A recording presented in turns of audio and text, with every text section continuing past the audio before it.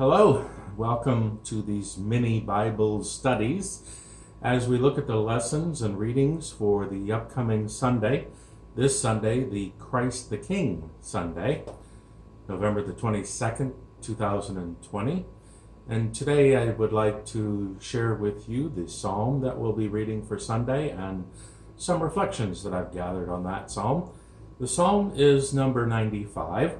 And we will be looking at verses 1 through 7a, which means only half of the 7th verse. So let me read the psalm for you and then some reflections that I've gathered. Come, let us sing to the Lord. Let us shout for joy to the rock of our salvation. Let us come before God's presence with thanksgiving and raise a loud shout to the Lord with psalms. For you, Lord, are a great God, and a great ruler above all gods. In your hands are the caverns of the earth. The heights of the hills are also yours. The sea is yours, for you made it, and your hands have molded the dry land. Come, let us worship and bow down. Let us kneel before the Lord our Maker. For the Lord is our God, and we are the people of God's pasture, and sheep of God's hand. Here ends the psalm.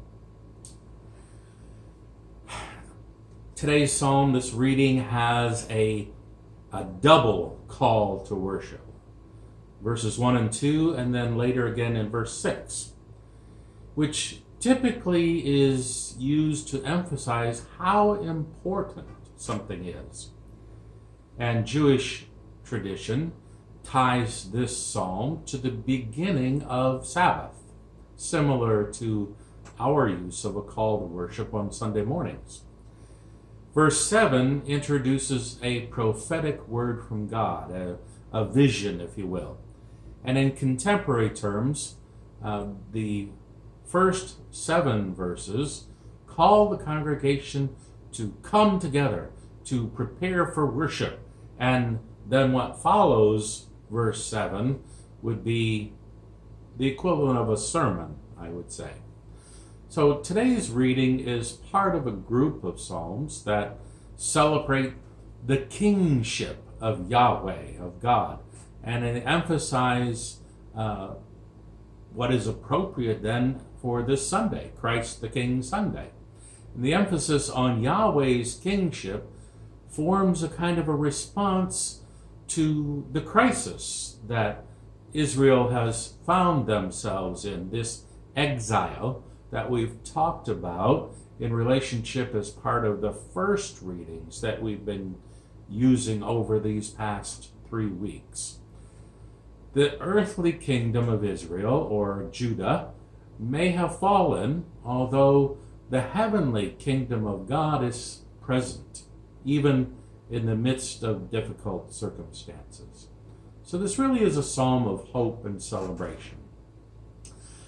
Now I want us to take note in verses 1 and 2 that the author calls upon the people to shout for joy and raise a loud shout.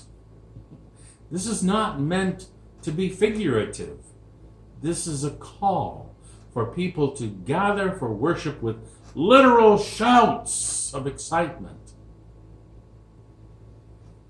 In this 21st century American society, we tend to shout with excitement at sporting events and oftentimes at political rallies, yet we're very subdued when it comes to our worship.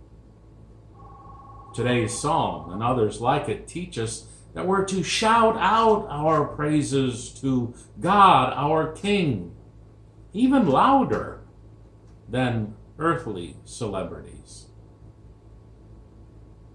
The call is for a procession to worship with this joyful shouting, this joyful singing loudly.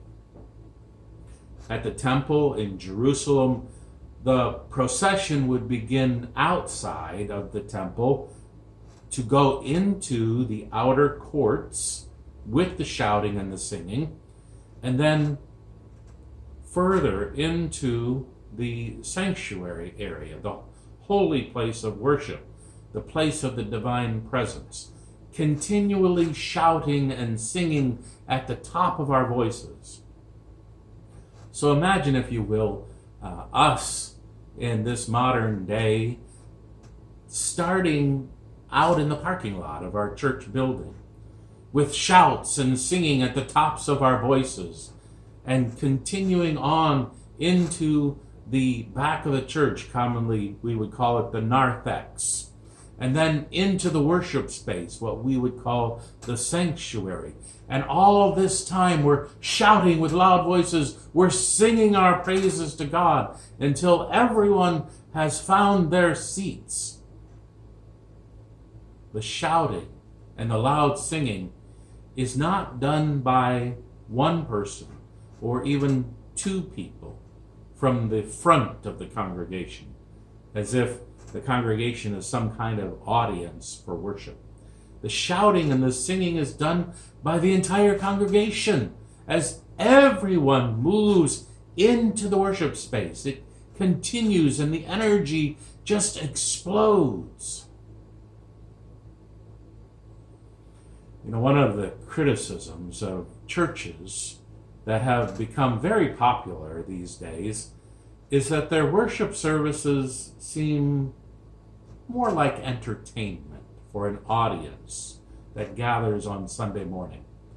Praise bands with a number of lead singers, all with microphones, stand on this vast stage, and they provide the worship music while people sit in maybe theater-style chairs, perhaps even sipping on their favorite beverage.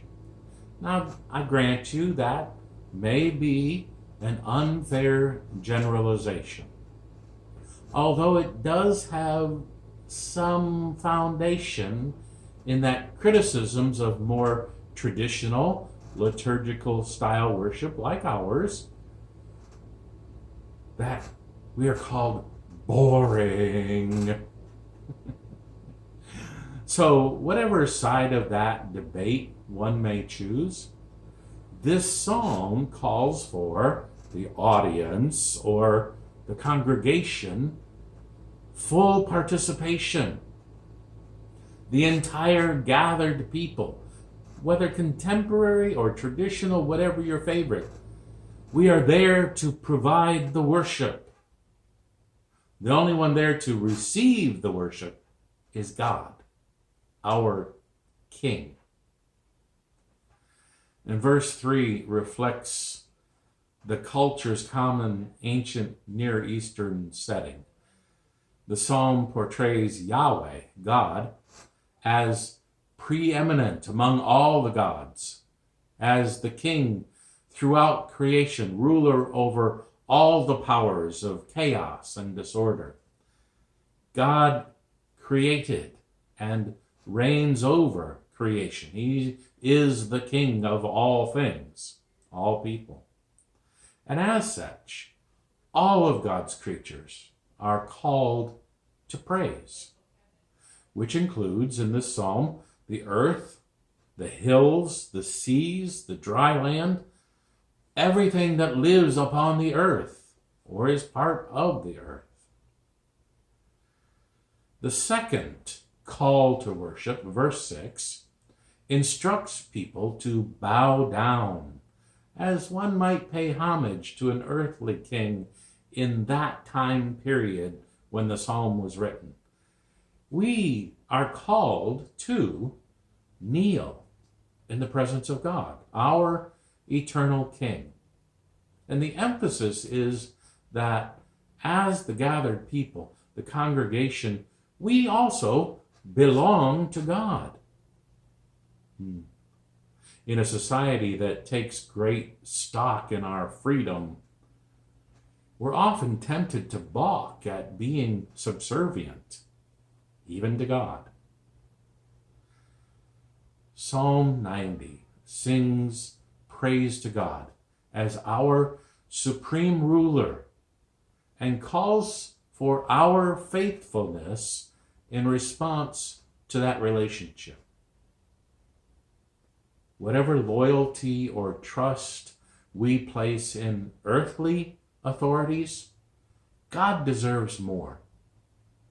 God is the ultimate authority, number one, king over all kings, Lord over all lords, leader over all leaders, and so on. Fill in those blanks with whatever noun you choose, whatever one makes it more understandable to you. The implication is that we take the praises that we're commanded to shout out and sing loudly in verses 1 and 2 and carry them forward into our daily lives for the remainder of the week. That's quite a challenge for us, really. Thank you for joining me again today as we look at the Psalm for this Christ the King Sunday, November the 22nd, 2020. I hope you have a great day. Take care, and God bless.